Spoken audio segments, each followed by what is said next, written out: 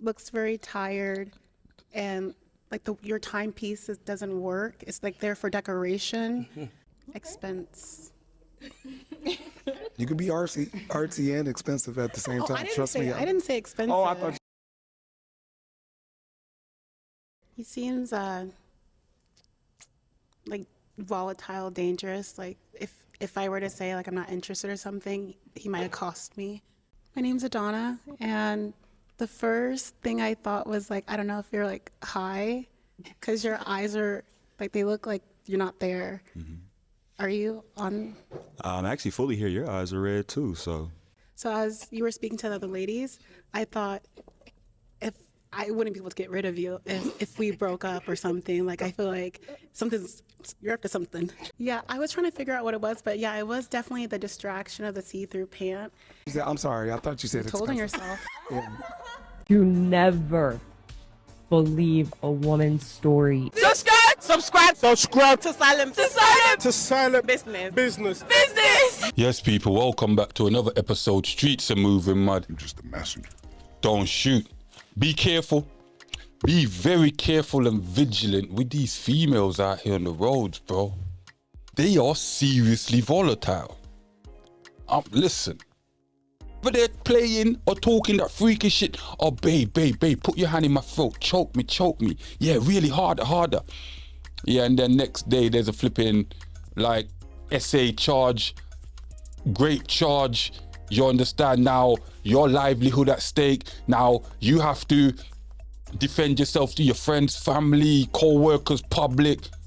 Because of what? Because you didn't want to listen to silent business. I couldn't make this shit up. I couldn't make this shit up if I tried. I'm sad that I lack the talent to make this shit up. But let's go, in with it. What's something that you never told her?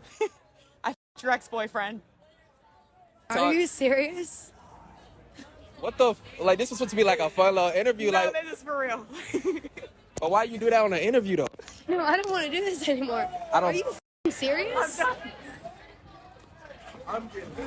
These girls do not have any brain or loyalty. You never believe a woman's story in her marriage.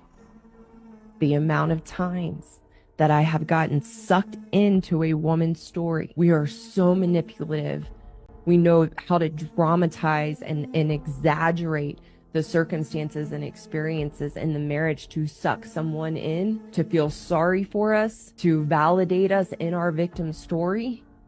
What's his experience though? What's his side of the story? It's just like, it would almost be blasphemy to not believe some of the things a woman says. And oh my gosh, I'm so sorry. I'm dealing with a bipolar man and it makes me sick. First, he dated me for 2 months and he opened his home to me and my 3 kids. We moved out of my mom's house and into his townhome I registered my kids in. His school district, he gave me a spare room too. Braid hair and earn money. We had a fun and loving vibe. I know he loves me and adores my kids, but I made one mistake and he threw us all out. My side dude stopped by to get his braids done and to borrow some money. You never believe a woman's story. I also gave him a quick BJ. I did not know there was a camera in my braiding room or I wouldn't have slipped up like that. I apologize, but Mr.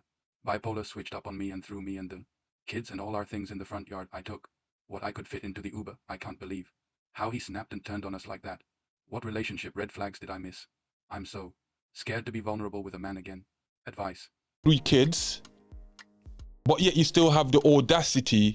This is what I'm telling you, you can't help these women, bro. Don't help these bitches. Don't try to help these bitches. If they're out, let them crash and burn, bro. You get me? We need hoes. Why you guys trying to save all the hoes, man? You cannot turn a hoe into a housewife, but you can turn a housewife into a hoe. Like, walk with me, people. What? Don't believe these bitches. The amount of times that I have gotten sucked into a woman's story. We are so manipulative. He said that he was going to ask you to marry him. Cortez, look at you! Are you kidding me? You are embarrassing me! You ain't got no money!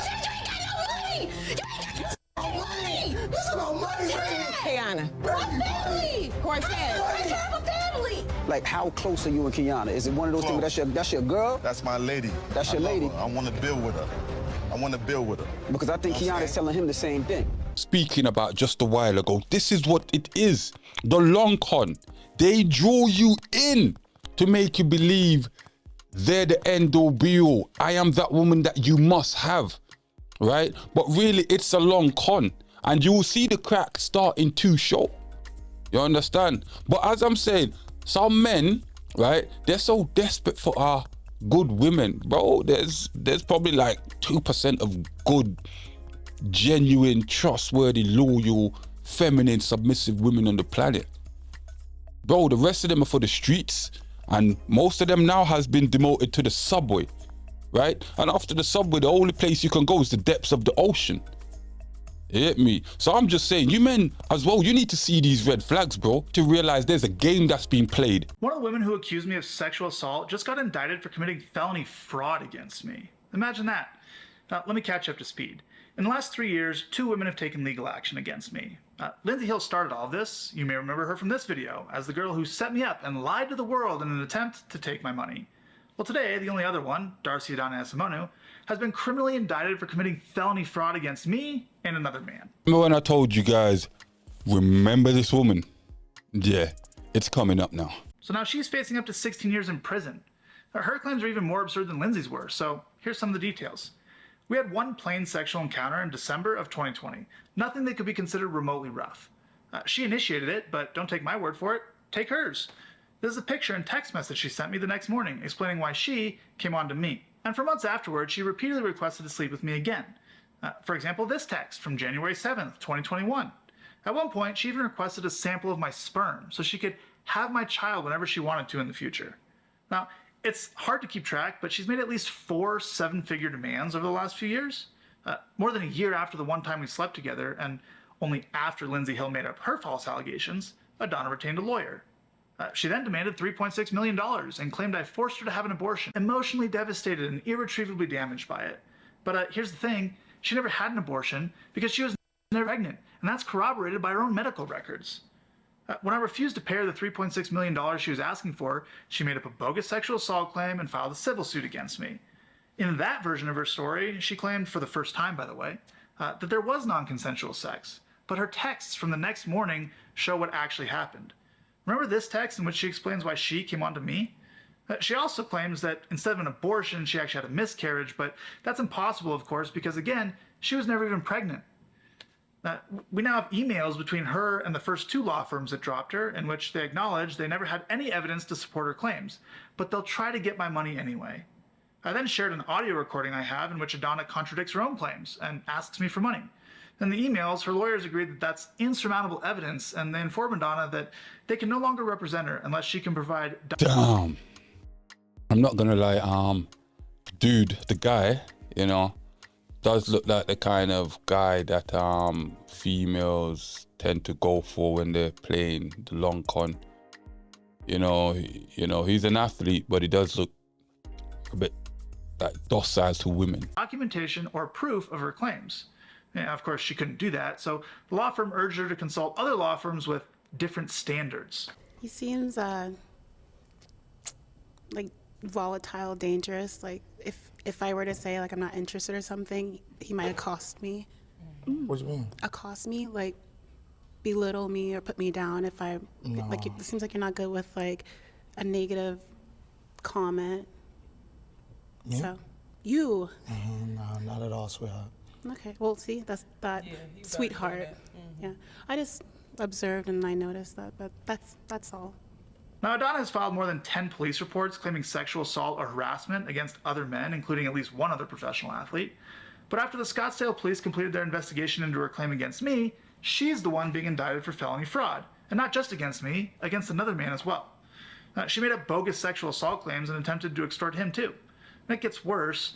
In my lawsuit against her, we subpoenaed a witness whom she knew for relevant documents to use in our case. And when she found out, she immediately made sexual assault claims against him too. Her MO is clear. Lie to men to get their money, extort them if she must, and when they refuse to pay, stop paying or stop giving her what she wants, go to the police, accuse them of sexual assault, and file a civil suit against them to retaliate. And just so no one can say, well, he still has 2 other accusers, just because the first 2 are complete frauds doesn't mean the others are, here's a couple facts about them.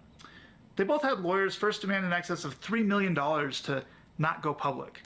In both cases, only after I refused to pay any sum of money did their lawyers make anonymous claims in the media. They both had the opportunity to file a criminal complaint against me. Neither of them did. They both had the opportunity to file a civil suit against me. Neither of them did. They both had the opportunity to participate in Lindsay Hill's civil suit against me. They could have even done so anonymously. They both refused. One of them even submitted a statement to the court stating that she never made public accusations against me. The other refused to participate so vehemently that Lindsay Hill took legal action against her, trying to force her to participate. She still refused. So they both had the opportunity to testify under penalty of perjury. Neither of them did. One can only wonder why. Perhaps it's because all of their claims against me are lies. You're looking to end a man's life, right? You're looking to stop a man from seeing his children, right? You're looking to break up a relationship if there's such. You're looking to break up a family. You're looking to stop the man from working. You're looking to destroy the man's life. So in return, I think there should be repercussions, right? But then now if there's repercussions, you know, this could actually genuinely be happening to other women. But now because of repercussions and they might lose the case, they'll be terrified to come forward, right? So you women really need to step out there and hold these fucking women accountable, right? It's not men that you need to hold accountable. You need to hold these women accountable, bro. They're making majority of you women look bad, even though you are bad. If you ain't gonna strap it up, make sure your pull-out game is strong. If your pull-out game ain't strong, just make sure you're willing to put in the work to raise your son or your daughter with it. Simple. But people, it's silent business. You know what time it is. Don't shoot.